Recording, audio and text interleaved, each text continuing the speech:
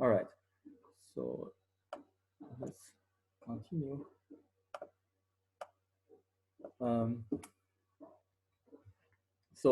Let me draw a graph to illustrate what is a spin network. So this is clearly a network or a lattice graph. Network lattice, it means the same thing. So this is our lattice, and you have vertices. You have those vertices and you have those edges. Well, a graph. Let me state it clearly. So, well, a graph oriented. This is just a remark at what we mean by oriented graph is just a set of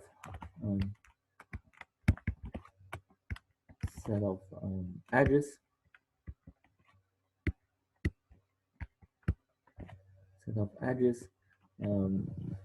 and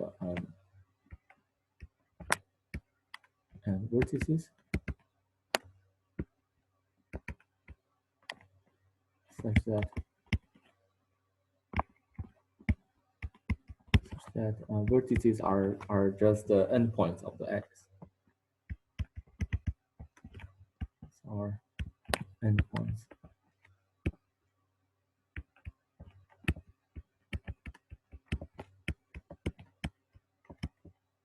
Okay, to make it precise. Okay. And this is well, a set of oriented edges.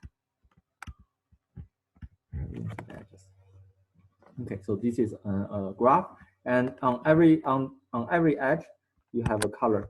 You color every edge by J, by spins.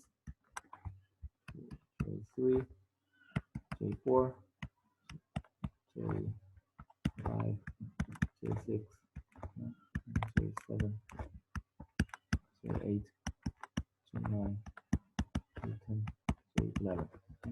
So every edge you have a spin J, and every vertex you have a intertwiner label I.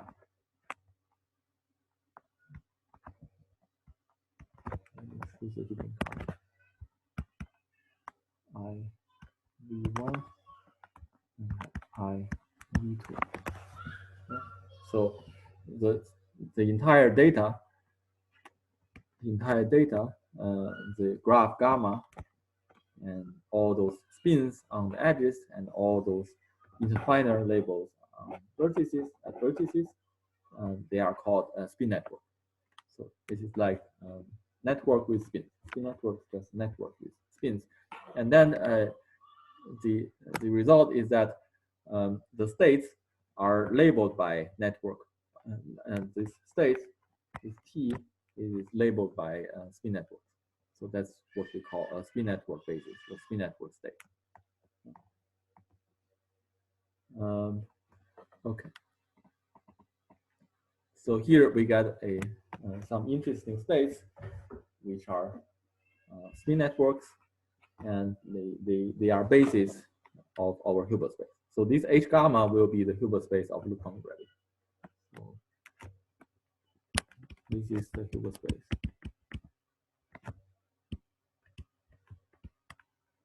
Well, the most useful Hilbert space of loop gravity.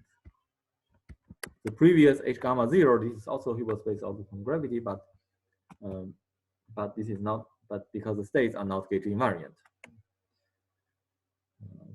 Hilbert space of L2G. All right. So now, once we have the Hilbert space, we have to define operators on Hilbert space. Let's consider holonomy and flux operators. Holonomy and flux operators. Flux operators. And so with this holonomy operator, just HE hat, and flux operators, P hat, J, E. So now these operators are more precisely, they are actually act on H0. They are not directly act on H of gauge invariant Hilbert space, but they act on non-gauge invariant states, 0. Yeah, the reason is that these two operators, they are not gauge invariant. So they are not gauge invariant. Not gauge invariant operator.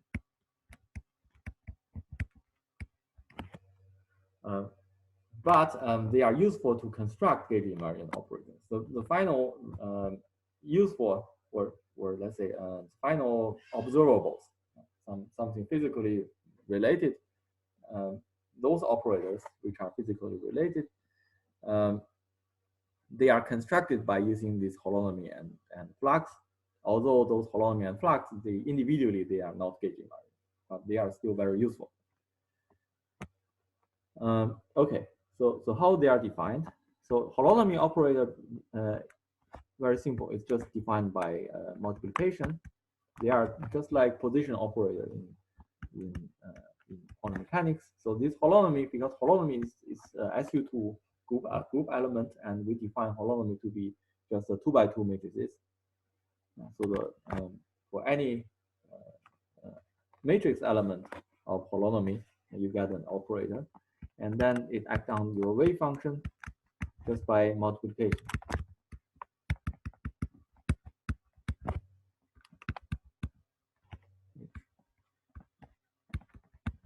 So f of h is a function of holonomy, and then holonomy multiply f of h is still function of holonomy. So because HAB itself, it is also a function of holonomy, because holonomy is just a matrix element of holonomy. Okay, so because the reason for that is just because we define our wave function to be just a holonomy, function of holonomies, then holonomy is a multiplication operator. And then the interesting part is flux operator. So flux operator acts on wave function. This is defined to be. So firstly, you have prefactor I multiply LP square half, and LP is the Planck length. LP square equals to h bar kappa. Well, this kappa is, our convention is kappa equals to 16 pi G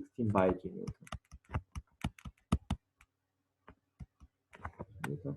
And LP square is h bar multiplied kappa. And then it relates to what we call right invariant vector field on the group, acting on your wave function.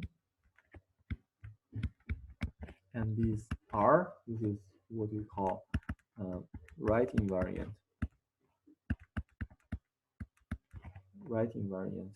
vector field.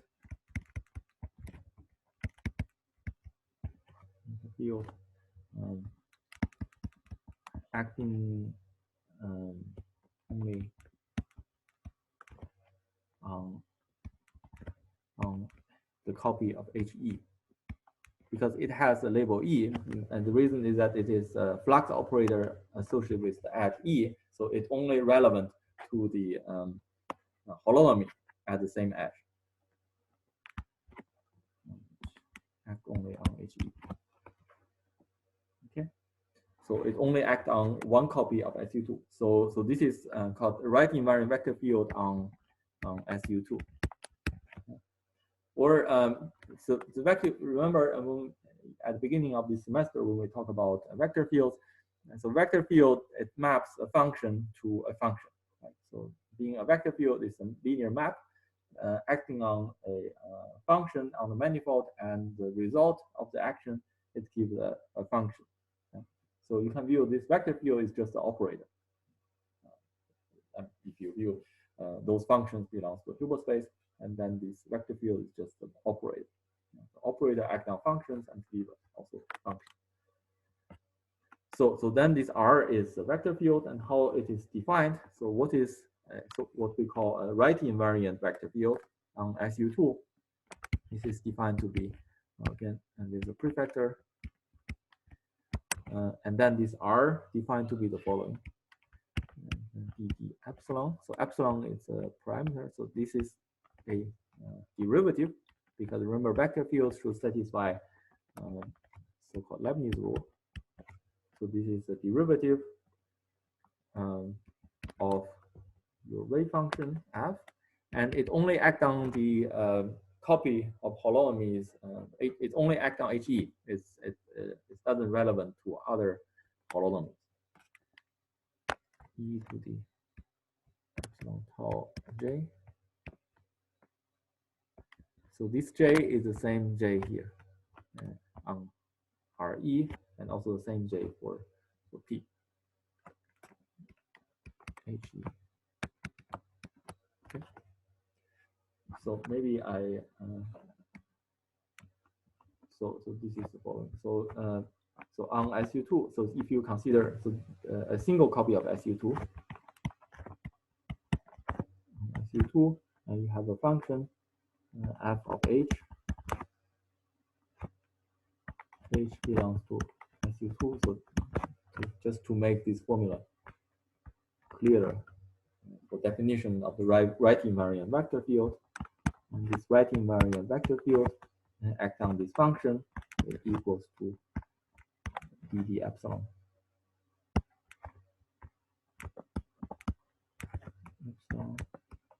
Epsilon equals to 0. So it means that you first make the derivative and then set the parameter to 0. Okay.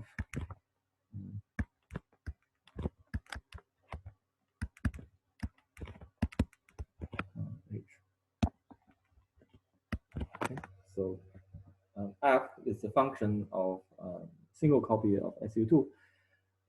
Then the right invariant vector field is just so here this is what we call a left translation. It's called a left translation.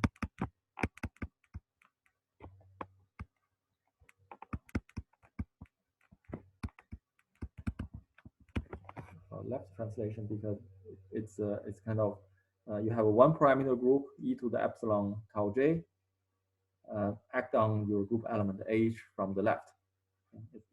It's like translating your group element to the left using group multiplication. So this is called left translation. Yeah, and then it's a derivative. The right invariant vector field is just a derivative of the left translation, and sending your translation parameter epsilon to be 0. Yeah, so this defines what we call right invariant vector field. So usually what we say is that the right invariant vector field is the generator of the left translation. That's from the appearance, it's kind of funny name that what we call a right invariant vector field. Right invariant vector field. He is a generator of left translation. Generator of left translation.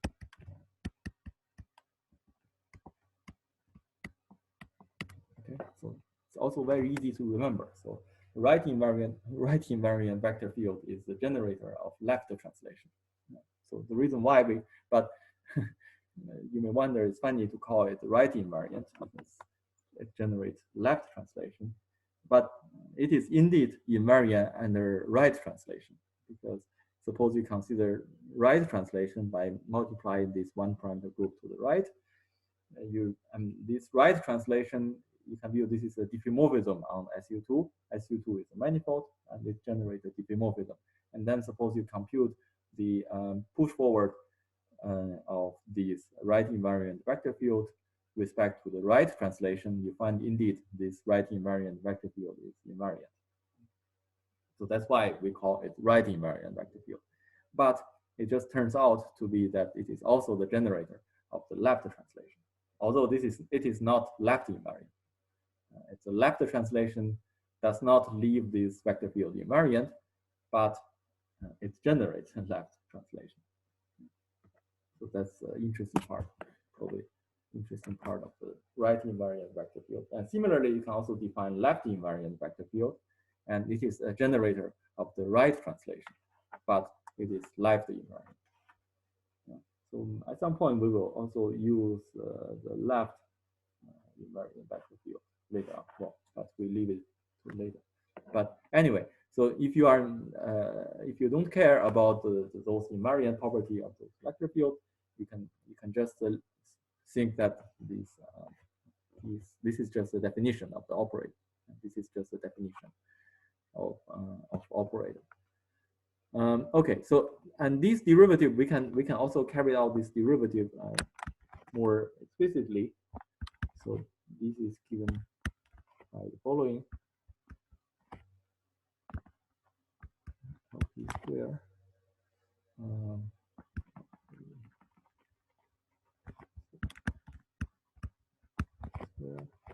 And it equals to, firstly, you do a partial derivative. You just use chain rule to compute this derivative. Partial f, and then partial he, it only acts on he.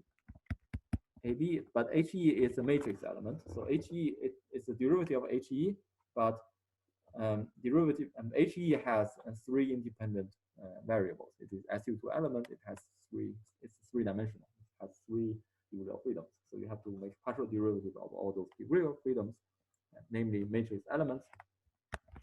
And then using the chain rule, make derivative act on this exponential and send epsilon to 0. And in the end, what you should get is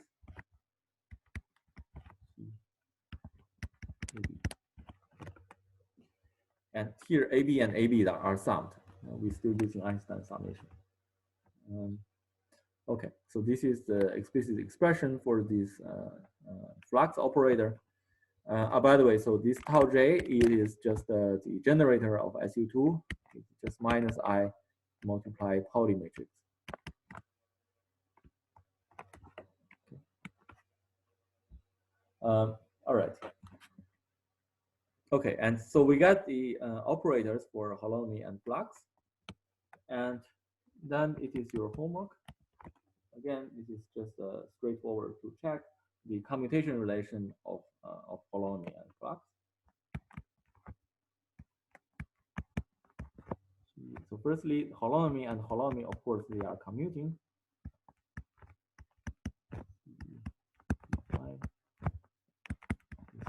Zero.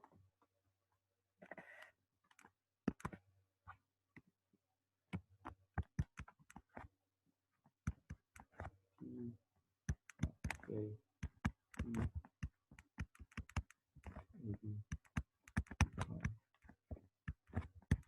Equals to I multiply LT square. Okay.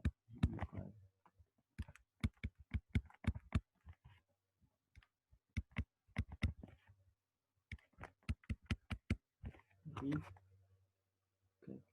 And you will find the result commutation. The resulting commutation relation is just a quantization of the previous holonomy flux algebra. Just quantize the Poisson algebra between holonomy and flux.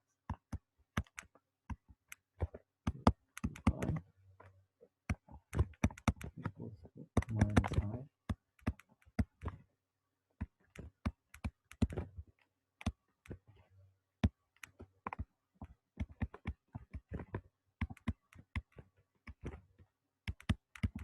Okay, so this is the quantum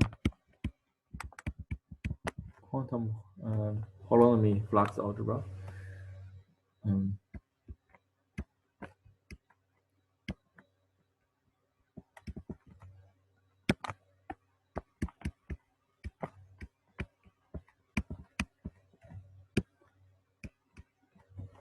Okay, and so quantize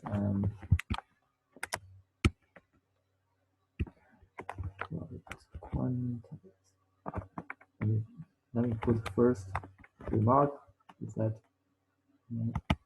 quantize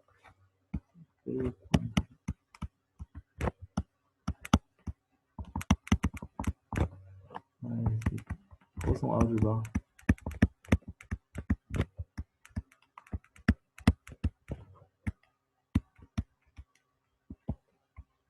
between holonomy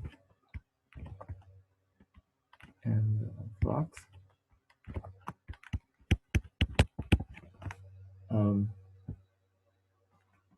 Just by commutator, the standard quantization commutator equals to I H bar closing bracket.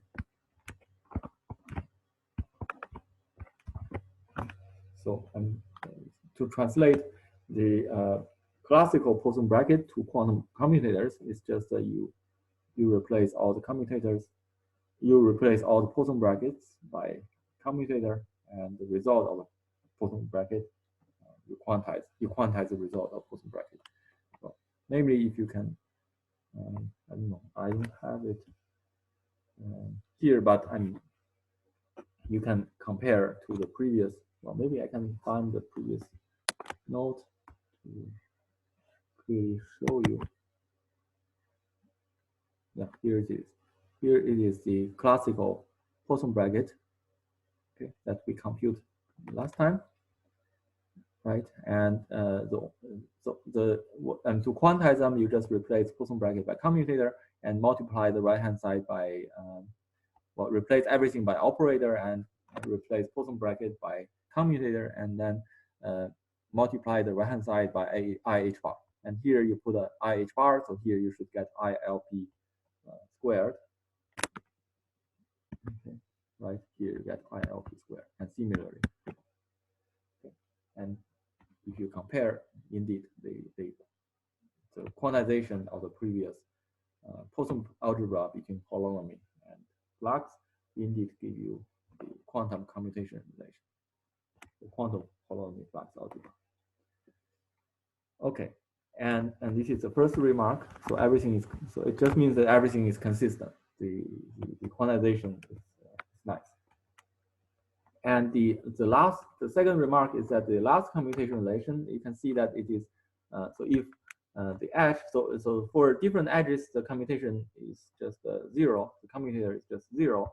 But for the same edge, E equals to E prime, this is just the analog of the standard commutation relation of angular momentum.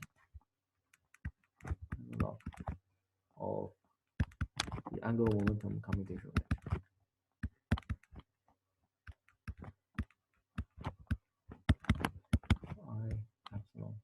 Well, of course, here you have a prefactor LP square, but in angular momentum operator, you also have H bar.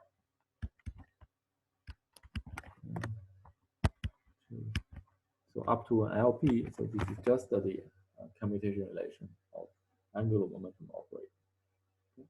So, so it means that you can identify this flux operator to angular momentum operator. So you can P J, it is just the same as a angular momentum operator. And then in that case, your wave function are just some kind of just a spin state. That's why you have encountered lots of things related to spins when we talk about gauge invariant. So actually, the origin of that, we will go into that later on. You will get more explanations why you get lots of spins in your calculation, but the origin is really these commutation relations. So this is you have clear analog between the flux operator and the spin operator. And the reason behind that is that actually this J, this commutation relation is also the commutation relation for the right invariant vector field. Because here, if you compute the right invariant vector field, you have the commutator between right invariant vector field. It also reproduces the standard commutation relation with standard commutation relation of angular momentum. Yeah, okay. And so here you can see that minus I R J divided by half, it is just J. Okay. It's the why you have that. The reason is just because this writing invariant vector field is also certain kind of representation. This writing invariant vector field you can see from the formula that it is generated by this tau.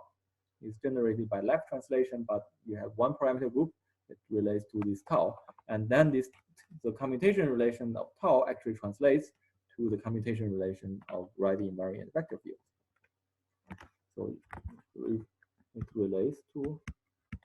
So if you do the computation, if you compute, well, this is part of your homework. You have to compute the commutation relation of the right invariant vector field, and you will find that it relates to the Lie algebra. Okay, equals to 2, and you got a minus. It's just because the property of the right invariant vector field. Okay, just conventional. This minus is conventional. Well, it relates to the Lie bracket between generators. Okay, so this is sort of the reason behind, because everything is determined by the representation theory of SU2. So everything is determined by the Lie bracket of SU2 Lie algebra, and that's the reason why you have the relation between your commutation relation of flux operator and the commutation relation of angular momentums, because both of them come from the Lie algebra of SU2. That's why they must be the same. And that's the reason why actually your states are just some kind of spin states. Your operators are angular momentum operators, and your states are just some spin states. So all those properties actually simplify the study of loop quantum gravity. Okay, I think that's all for today. So any question? So it's a good time for your question. Yeah. Hi, I have a question. Okay. Back up to the lemma. You mentioned the tensor satisfying equation 1 and or 2. It's called an interwiner. What's number 2? Oh, sorry. Yeah, this means number 2. Oh, for the zero total angular? Okay. Yeah. Oh, gotcha. Okay. That's clear. All right. Thank you. Sorry, I missed the label number 2. Yes, this total angular momentum equals to 0. This means equation 2. Ah, gotcha. Thank you. Yeah. Okay. Any other question? Well, I have a question. Okay. So, when you define the first place when you define the gauge invariant tensor network, gauge invariant wave function. Mm-hmm. Yeah. So this J vector is JE. A vector of elements of JE, that JE E is an element in, yeah, okay. All right. Yes. All right. Yeah, so I just use a vector. It just means it's not one element, it's a sequence. Mm-hmm. A sequence. But yeah, of course the lengths of the vector are different. Let's see. And I is related to V, and J is related to I. J is related to E. Yeah, so here the spin network is also, you can see it from the spin network that J is always related to edge and I is always related to vertices. Mm-hmm. And next time I will talk about geometrical operators. I will construct a so-called quantum geometry, and over there you can see some more geometrical interpretation of J and I. So that's the topic next time. So I will talk about geometrical operators like area and volume and so on. Over there you can see some more geometrical interpretation of J and I. All right, so any other question?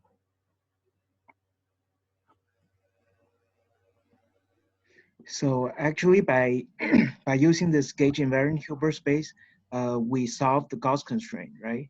That's For right. the- That's right. So this is the equivalent way to solve Gauss constraint, right? And also I think at some point I will talk about Gauss constraint and make this relation, make this connection.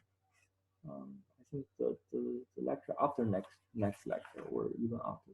So well, at some point I will talk about Gauss constraint and make you the connection. But yes, you're right. Uh, the making gauge invariant wave functions is the same as solving Gauss constraint. The reason is simply that because Gauss constraint generates gauge transformations. Yeah. And so that's why it solves the Gauss constraint. Okay, thank you. Yeah. All right. Any more questions?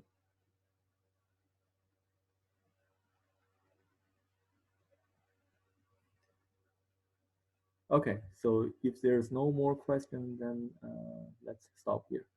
See you next Friday. Friday next week.